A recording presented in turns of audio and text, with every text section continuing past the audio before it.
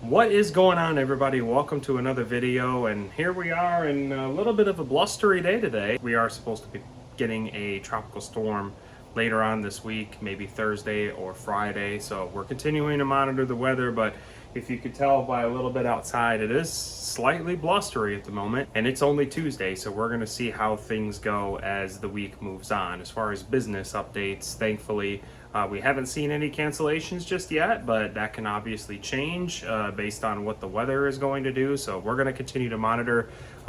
Does weather ever cause any sort of interruptions in our business? No, not really.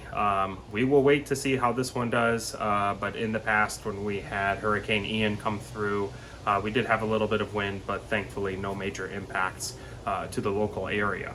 Now, the biggest thing that I wanted to talk to you all about today is a video that I posted on social media platforms a few days ago talking about co-hosting. And a lot of people have been messaging me and asking me different questions, so I wanted to take an opportunity to sort of address some of the things that came up and why this may benefit you and what you would ultimately expect from me if I were to be hosting your vehicle as a co-host. Now, the number one question that has been asked was, why shouldn't I just list this vehicle on my own? Now, take it from somebody who has hosted vehicles since last year. When I listed my first vehicle, I was listed as a brand new host. There were a lot of growing pains to sort of learn through the process. I didn't necessarily have the experience to understand what the growing pains were going to be as being a new host. So there were a lot of things that I had to learn personally on my own on the way to becoming an all-star host and a power host, which is now where we are on this current platform. So when you list with me as a co-host or with another experienced Turo host as a co-host, so you ultimately get somebody who has already been through some of those growing pains and is growing and is ready to take on more. So give you the opportunity to sort of make money on a more passive capacity, which is kind of the next point that I wanted to bring up in terms of why a co-host as opposed to hosting it yourself. Now, I will be totally transparent with you that this is not a passive income business. This is not a business where you are going to list these vehicles, they're going to make you money, you're going to make 1.5, 2, 3, 4 times what your monthly payment is, or if you have the car owned outright, you're just making straight income and you don't have to do anything. That is not the case at all. There are a lot of factors that come into play. Take this minivan, for instance. I have already taken it to the car wash, it's already been cleaned, it's ready to go, but it still needs to be driven to the airport. I still need to go grab another car, bring that one back, clean that car, have it ready for the next renter. So this is definitely not a passive income business. Now, when I look at this car, I'm also looking at things like the mileage. Where am I at in terms of its maintenance? Does it need tire rotation? Does it need an oil change? Does it need air filter changes? Does it need any other sort of preventive maintenance just to keep up with the longevity of the vehicle? I carry touch-up paint for all of the cars, so we walk around and any exposed metal is being touched up with touch-up paint. So there's a lot to think about and there's a lot to do when it comes to getting these cars prepared. Now, are you going to be spending 2 to 3 hours after every vehicle to get them prepared for a guest? Absolutely not.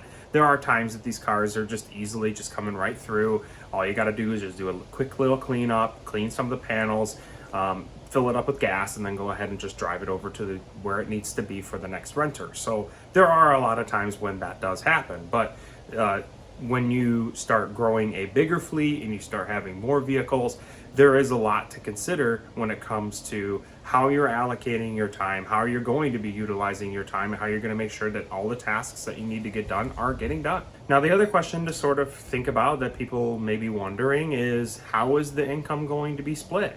So we have already pre-written agreements that you would ultimately sign. And who does this ultimately benefit? Am I offering this to you because I want to benefit from it myself? Obviously, this is a business and I would love to be able to make some sort of monetary income off of my work. But at the same time, this is an opportunity for you, because as you're bringing your vehicle to us to be managed and maintained and cleaned up for the next guests and giving them the experience that they already get with the 7 vehicles on our fleet, then you are ultimately able to make a paycheck on a monthly basis, or however way we determine what you would be making money off of. Again, these are going to be pre-written agreements, and you would be ultimately just passively making that money as you are working a full-time job or retired or whatever it is that you're doing with your life, and allowing us, our company, to be able to do that legwork to make you that passive income. Now, maybe another question that comes to mind is, if I get into this agreement, do I have an option to opt out? You absolutely will have the ability to opt out of the agreement at any time. So if you find that you really like this business and you want to grow your own business based on the experiences that you have gone through with me, then we will absolutely give you back your vehicle, allow you to do whatever you please with it, whether you decide to sell it, whether you decide you're going to be a Turo host yourself, whatever you would like to do. That is 100% your choice, and 100% this is your vehicle, so you will get to make that decision whenever the time presents itself and you're ready to do that. Now, lastly, what are some of the requirements? Now, Turo has a very specific requirement in terms of vehicles that can be listed on the platform. However, for our company, we are going to have a little bit stricter standards when it comes to the vehicles that are going to be listed on the platform. Now, I'm not going to say that I will not accept any vehicle that is older than my oldest vehicle on the fleet. So I'm going to say nothing older than 2014. Turo's standards is nothing older than 12. Unless you get some sort of an exception from them. So 2010 vehicles are currently being accepted on the Turo platform. 2014 is what we are asking for. Anything 2014 or newer. If it has 130,000 miles under Turo standards, then that is qualified to be listed. We would like to say anything under 100,000 miles at the very max.